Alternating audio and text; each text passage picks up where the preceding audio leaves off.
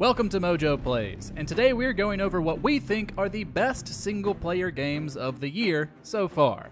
Keep in mind that these aren't ranked, but are all worthy of attention from players who prefer solo experiences. Please, I'm more ready to go than you are. Yeah, I know. But before we dive in, we publish new content all week long, so be sure to subscribe and ring the bell to get notified about our latest videos. Assassin's Creed Shadows. I'm coming with you. No. I need you elsewhere.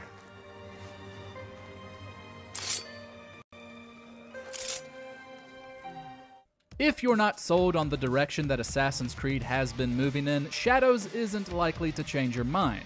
But if you're a fan and looking for historical fiction set in feudal Japan where you can play as both a samurai and a ninja, there's a lot to enjoy here. Yasuke and Naue bring different playstyles, so you can choose to solve a situation with brute force or careful planning. Different missions are better suited for each playstyle, so there's a nice back and forth without feeling like you're forced to play as one when you prefer the other. Their characterization is also great, even if the overall story sometimes feels like it isn't doing them justice. The horrors of war come for everyone, equally.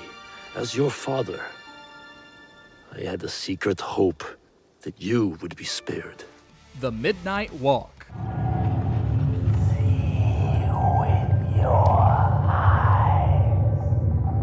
So far, it seems like not many players checked out The Midnight Walk, which is a genuine shame. In this dreary adventure, you escort the adorable Pop Boy through a world enshrouded by darkness, housing monsters that seek to devour the fire at his core, which is clearly in short supply. While an escort mission lasting an entire game might not sound fun, there's plenty of intrigue here. Admittedly, the gameplay isn't that deep, and you can beat the game in less than 10 hours. But it really shines in its themes, characters, and its incredible art style. The game was developed entirely using stop-motion claymation, and there isn't a single minute that isn't stunning. She came back one day from a long while of rock-picking under the gnarly trees. Like a Dragon, pirate Yakuza in Hawaii. So, who's this rat? What hole you crawl out of? And what the hell are you doing here? The Like a Dragon series is one that never really misses, even if some entries are stronger than others. Set 6 months after Infinite Wealth, this year's installment follows Goro Majima after he loses his memories, but begins pirating around Hawaii in search of treasure. If that image sounds delightfully wacky to you, you're in luck, because it absolutely is. The game blends the franchise's signature style and humor with a new hook of naval warfare, allowing players to customize their own ship and recruit crewmen as they progress through the story. Also true to the series' history, there is an absurd amount of side content here, making for a fulfilling package. Hey, mister. Were you really serious about wanting that to be the ship's name? The Mr. thing's history, Noah. It's Captain now. The First Berserker, Khazan. The power of death cannot claim you now. Do you feel it? The energy of the netherworld. If you're not yet sick of Souls-likes, then the First Berserker should definitely be on your radar. It is absolutely brutal, and we mean that in both a sense that it's violent and that it will wholeheartedly kick your ass. You play as Khazan, a general who was framed for treason, tortured, and nearly killed. But by partnering with a strange, vicious spirit, he gains new abilities to unleash on foes in his search for vengeance. While undeniably tough, it's understandably satisfying to overcome every combat encounter. That's not to mention a striking visual style and just enough new features to make it stand on its own in a crowded subgenre. Your body and soul, they belong to us! Ender Magnolia, Bloom in the Mist.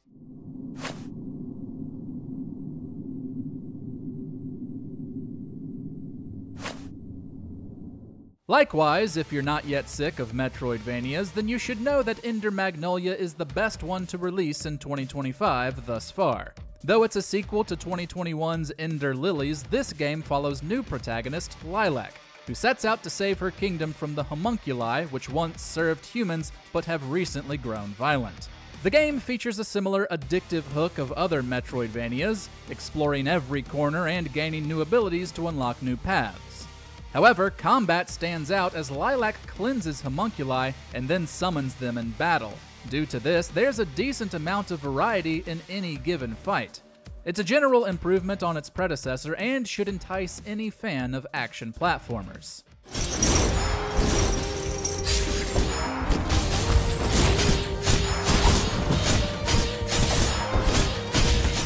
Kingdom Come: Deliverance 2. What's that you keep yelling, Sir Hans? Good gracious, Henry, you don't mean to tell me you don't know Latin? My apologies, Your Grace. Unfortunately, I was too busy shoveling shit and picking turnips to find time for studying Latin.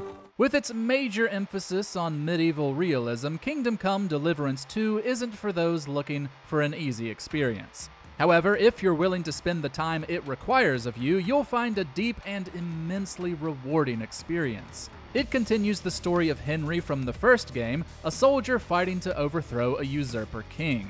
It's one of the most immersive open-world games we've seen in a while, which is saying something considering it seems every other game goes open-world these days. More than that, it's as close as you can get to a medieval simulation. It might not be for everyone, but it's undoubtedly made with a lot of care, love, and knowledge of the time. Ah, Christ. Will I ever live to see his young lordship finally grow up? Blue Prince.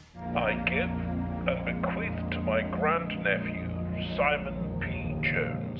There are certain itches that only a great puzzle game can scratch, and Blue Prince is, without a doubt, a great puzzle game. After your great uncle leaves you a mansion, you're tasked with navigating it in search of its secretive 46th room. Only, just about every room you come across has a puzzle you must solve to progress. Some puzzles even connect to those in other rooms. But there's also a roguelike twist. Each room takes one of your steps, which you only have 50 of without eating or finding a bed to gain more, and you get a group of blueprints to choose from for what comes next after you complete each room. Highly engaging and plenty challenging, Blueprints is a puzzle player's dream. Monster Hunter Wilds. There's so many.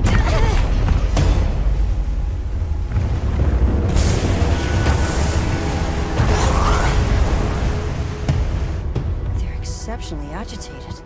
Yes, we know you can play Monster Hunter Wilds with other players, but it wouldn't feel right leaving it off the list. Plus, going it alone is a tremendous experience that's deserving of attention. Capcom took a formula that was already working well and added some wonderful new features. It's still just as satisfying as ever to track down a massive beast and test your combative prowess against it. But now, you get even more tools, like the ability to stash a second weapon on your mount, or the focus mode, which highlights weak points and injuries on your prey. That's not to mention a few quality of life improvements like a better map and the inclusion of flares to call for backup should you need it. Can I ask why you came back? I thought you might need these sacred. You look after them, won't you? Doom: The Dark Ages. Launching Slayer in 3, 2, 1. Doom will always be one of the best single-player games in any given year it releases, and The Dark Ages continues that tradition. The prequel pits the Doomslayer against the forces of hell in fantastical medieval times. While combat isn't quite as fast as previous entries, there's still a major focus on ripping and tearing through your enemies. The Slayer's Saw Blade Shield is an incredible addition, giving you a defensive twist while remaining an incredibly violent weapon. While you still get ranged weaponry, there's also a variety of melee weapons so you can get up close and personal. But no matter what you're using, you'll revel in the bloodshed. Nothing quite fits the power trip fantasy like Doom.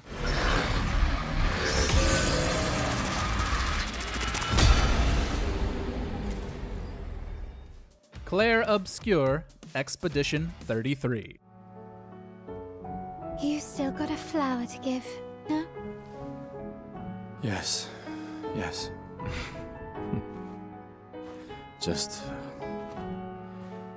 I'm not sure how to start. From the moment we began our journeys in Clair Obscur, it became obvious that it was a special type of game that rarely comes around. A powerful entity known as the Paintress holds the world in fear by counting down once a year, with each person of that age disappearing. The expedition you lead to stop her is one of beauty, heartbreak, and most of all, hope. The characters are phenomenally written and performed, the world building and art direction are breathtakingly strange, and the music is simply beautiful.